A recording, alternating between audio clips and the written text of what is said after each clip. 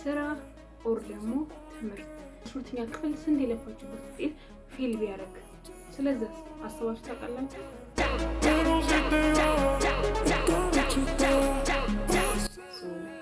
ስለዚህ ድረስ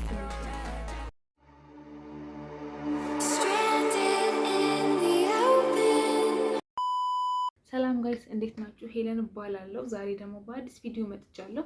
የእስካሁኑ ቪዲዮዎቼ ቭሎግ ነበሩ ዛሬ ግን አዲስ ሀሳብ ይዤላችሁ ነው የመጣሁት። ከአሁን በኋላ እንደዚህ አይነት ቪዲዮዎችን በተከታታይ ፖስት ለማድረግ እሞክራለሁ ማለት ነው። ትንሽ አመነታለሁ ግን ወጥነት እንዲኖር ይሞክራለሁ ማለት ነው። ስለዚህ ዛሬ በዚህ ቪዲዮ የምናወራው ስለ ትምህርት ነው። ትምህርት ማለት ጀስት አትማሩ እያልኩኝ አይደለም፣ ግን ደግሞ ከጎን ታለንት አላችሁ ወይ? ጥያቄው ይሄ ነው።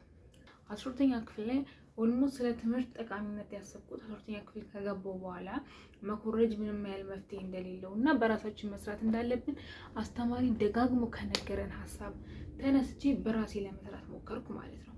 እና 12ኛ ክፍል ጨረሻ ወራት አካባቢ ያለኝን ኢነርጂ እንዳለ አውጥቻለሁ ብዬ አስባለሁ። ለማጥናት ሞክሬያለሁ። ብዙ ነገሮችን ኢግኖር አድርጌ ትምህርቴ ላይ ፎከስ ለማድረግ ሞክሬ ነበር። ግን ደግሞ አልተሳካም ማለት ነው። ለምን ማለት አይቻልም። እኔ ከ12ኛ ክፍል ጀምሮ ነው መጣጣር የጀመርኩት። ግን ደግሞ 9፣ 10፣ 11 እና 12 ሲለፉ የነበሩ ብዙ ተማሪዎች አሉ። ከነሱ እኩል ማግኘት አለብኝ ብዬ አላስብም። እነሱም የስራቸውን ውጤት አግኝተዋል፣ እኔም ደግሞ የስራዬን ውጤት አግኝቻለሁ። ግን ትልቁ ችግር እዚህ ጋር አይደለም ያለው። ውድቀታችንን እንዴት እንቀይረዋለን የሚል ሀሳብ ነው። ውድቀታችሁ እንዴት ትቀይራላችሁ? ኦር ደግሞ አንድ ነገር ባይሳካ ፕላን ኤ፣ ፕላን ቢ የግድ ይሄ ፕላን ሊኖረው ይገባል ብዬ አስባለሁ። ከትምህርት ጎን ለጎን ምንድነው ታለንታችሁ ብላችሁ እራሳችሁን ጠይቁ።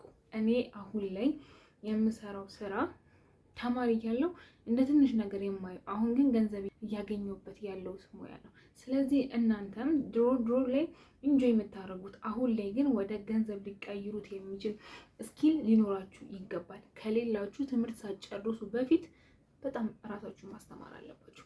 ትምህርት ከጨረሳችሁ በኋላ እንደምታስቡት ያን ያህል ፈን የሆነ ላይፍ የላችሁ። በጣም ከሪያሊቲ ጋር በጣም ነው የምትጋጩት የምር። እና በቻላችሁት አቅም ክላሳችሁን ከመጨረሳችሁ በፊት ከ12ኛ በፊት ከወደቃችሁ እሰየው፣ ፕላን አዘጋጁ። ካለፋችሁም ፕላን ይኖራችሁ የራሳችሁ የምትሉትን አይዲያ ክሬት ማድረግ አለባችሁ። ራሳችሁን ስኪል ማዳበር አለባችሁ። ስለዚህ እኔ የምመክራችሁ ይሄ ነው። ሁለተኛው ሀሳብ ደግሞ ከወደቃችሁ የግል ኮሌጅ መማር ነው። እኔ ፐርሰናሊ ያንን ነገር አፕሪሼት አላደረኩትም። እውነት ለመናገር ያ መማር አለብን፣ ግን ደግሞ ከጎን የእናንተን ኢነርጂ የሚፈልግ ስራ ካለ፣ ለምሳሌ እኔ ፐርሰናሊ የግል ኮሌጅ ተመዝግቤ ነበር።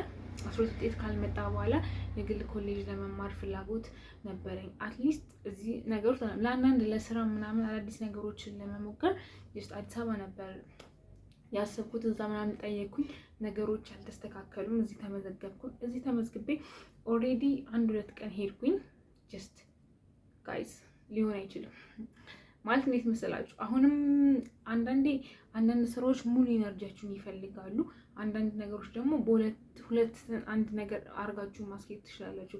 እኔ በአሁን ፐርሰናሊቲ እና በአሁን ላይፌ ላይ ሁለት ነገሮችን እኩል የማስኬድ እቅድ የለኝም። ትምህርቱንና ስራውን እኩል ማስኬድ የለብኝም ብዬ አስቤ ሙሉ ኢነርጂን ስራ ላይ ኢንቨስት ማድረግ አለብኝ ብዬ ስላሰብኩ ትምህርቱን ለጊዜው አርጌዋለሁ። ግን ደግሞ አልማርም ማለት አይደለም። አሁን ላይ ትናንሽ ውጤቶችን ማየት ስለጀመርኩኝ እዚህ ላይ ጊዜ ኢንቨስት ማድረግ ብዬ አስቤ ነበረ። እናንተ አትሊስት ይህንን ሀሳብ ሼር አድርጉት እያልኳችሁ አይደለም፣ ግን ደግሞ አንዳንዴ እንደዚህ እንደ ግር ብላችሁ መሄድ የለባችሁም። የራሳችሁ ነገር ክሬት ማድረግ አለባችሁ። አይዲያ ሼር ማድረግ አለባችሁ።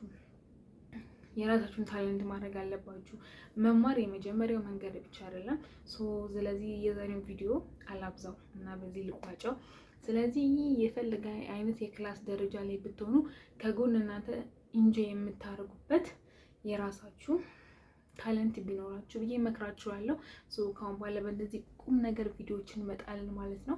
ሰብስክራይብ ማድረግ እንዳይረሳ።